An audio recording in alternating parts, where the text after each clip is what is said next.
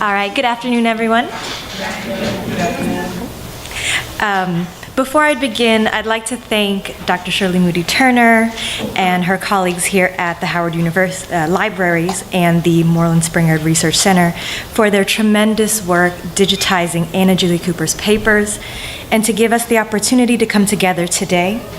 We would also like to invite you guys and remind you guys to share today's events with those people who were unable to come, which they could have come, by posting on Twitter and Instagram. There are a myriad of ways you can do that, so please do remember to do so. Those of us with the Colored Conventions Project, over here, y'all can raise your hands, say hello, and wave hi. The Colored Conventions Project has come as a crew. We are honored to be here. The CCP, as we call ourselves, brings buried African American history to digital life, making available the proceedings, petitions, and news coverage of hundreds of Black-led state and national conventions, where tens of thousands of our cultural ancestors gathered to organize for voting and legal rights, educational equality, rest in peace to Linda Brown, thank you for your sacrifices for Brown versus Board, and fair labor practices and laws. The CCP has quadrupled the number of available proceedings and made them freely available and fully searchable at thecoloredconventions.org for the very first time. We have involved more than 1,600 community volunteers in their digitizing and have teams that create curricula for our almost 24 national teaching partners, a committee that inputs and checks metadata and is creating a relational database, and another that supports our data visualization and the creation of research exhibits that are adopted in classrooms and that will accompany a forthcoming volume of essays. Please be on the lookout for that. The Colored Conventions movement began in 1830 and continued through the end of the 19th century. This movement, though obscured by abolition, paved the way for Black organizations that still exist today. It laid the foundation, we argue, for collective agency that asserts again and again that Black lives matter. My talk today will focus on the ways that archival recovery work about Black women, such as Anna Julia Cooper, have informed the CCP's approach to archival research and crafting digital exhibits. Placing Black women in central positions within movements that historically obscure their presence disrupts the archival silence shrouding our historic and ongoing roles and participation. The Colored Conventions movement sought to demonstrate that African Americans were already civic-minded, active participants in all aspects of American society. And to prove it, they engaged in conventions which they meticulously recorded, archived, and published in the press. The viability of Black citizenship and the vitality of Black life was decidedly a patriarchal project, rife with Victorian gender norms that simultaneously resisted Black women's participation in public spaces. Regardless, Black women persistently demanded a seat at the table in as many forms as possible.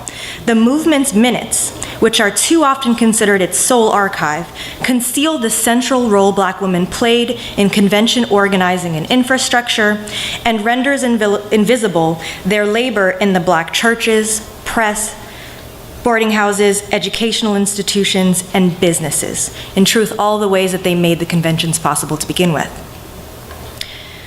The CCP project turns to answer the following research questions. How does the Colored Conventions Project center and illuminate the contributions of women? How do contemporary Black digital humanities researchers center women in an archive that largely renders them invisible? How does the project model recovering women for the field of Black digital humanities? We argue that these questions intervene in narrow conceptualizations of Black archives by treating the absences and silence of women as suspicious and counter to evidence of our intellectual and activist heritage. Convention documents typically present anonymized women as silent donors. On occasions where women were given the floor to speak, their speeches were often reduced to a single line or phrase about the aspirational value of their message. scholarship about the published and unpublished writings of Black women like Cooper reminds us that their motivational messages were only one aspect of their lifelong contributions to social justice. It is our duty as scholars to represent Black women's roles in histories of Black organizing in all of its complexities. As Black political theorists, founders of Black institutions, emerging leaders in public discourse, and highlighting their invisible labor. Mary Ann Shadd Cary's participation in the 1855 National Convention in Philadelphia is an important example of the movement's archival silences. The minutes of this convention cordon off her presence strictly as an object of debate, represented in single-lined notes on her role as the representative of Canada and an account of who voted for and against her status as a delegate. The work of our researchers like Jim Casey and partners like Dr. Kibriya Baumgartner enlarge and enhance these notations to consider how Shadd Cary might instead be framed as essential to their discourses, both within and outside of the conventions, about the issues of education and immigration. Resisting her position as a procedural problem, Shadd Cary exceeds the movement's practices of erasure by captivating writer William J. Wilson's attention in his coverage of the convention in Frederick Douglass's newspaper, offering an alternative reading of the day's events by centering her role in the debate around her as critical to understanding the composition of the convention's exceedingly qualified body of national leaders. Instead, she becomes the linchpin within the debate about immigration as a tactic for emancipation and the advancement of Black people outside of America's structural racism. She comes to embody the ways that on certain issues, male leaders, even of the conventions, had turned meetings into echo chambers, and she broke that pattern. Within the same trip to Philadelphia, Shadd Cary publicly debates activist and lecturer Isaiah Ware's about immigration at the Banneker Institute, denoting her presence in multiple spaces. In addition, for her paper on the CCP Symposium in 2015 that led to the edited collection, Baumgartner also disrupts the boundaries of time and place that frame Shadd Cary's relevance to the movement. She argues that Shadd Cary was also critical to the earlier 1853 Rochester meeting's creation of a co-educational manual labor college institute. And here's an example of what those looked like back in the day. This one is in Albany, however. So while Shadd Cary is not a delegate at Rochester, Baumgartner suggests traces of her influence are evident on what she calls Frederick Douglass's quote-unquote ideological definition of African American education. And it is evident in ways that institutionally linked women's formal education to their roles and survival in Black communities. Instigated by our research questions during encounters with Shadd Cary in the archive, the CCP has enriched historical and biographical accounts of Shadd Cary by reframing her role in the Colored Conventions movement, with the hopes that further archival work will deepen our understanding of influential Black women in this era.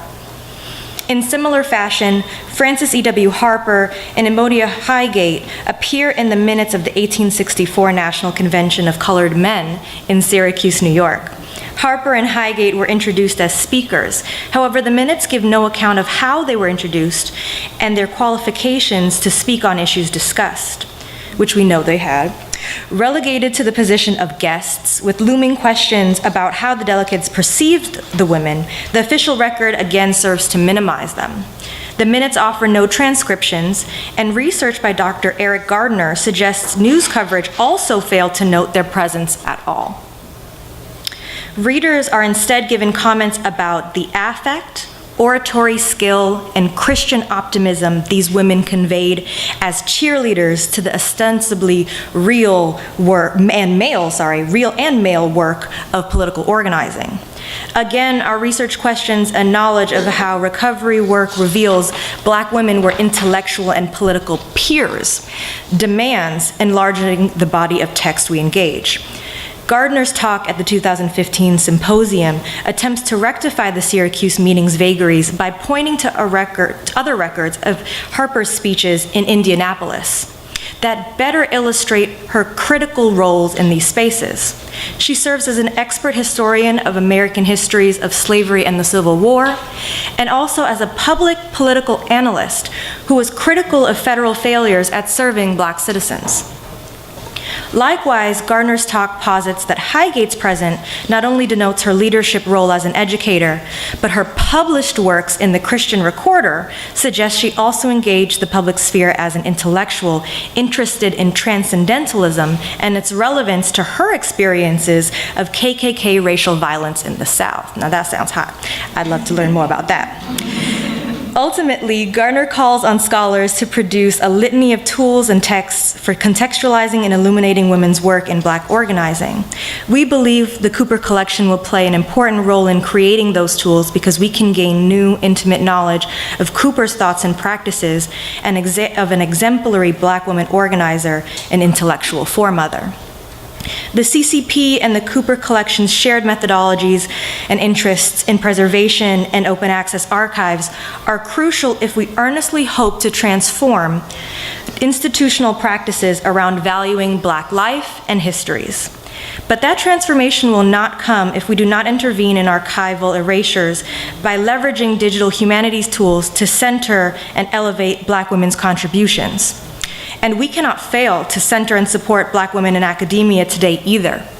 We must hashtag cite Black women and hashtag say her name and bridge the gaps that label Black women unfit for DH work and unfit for equal pay and resist our erasure and dehumanization when rendered into data sets.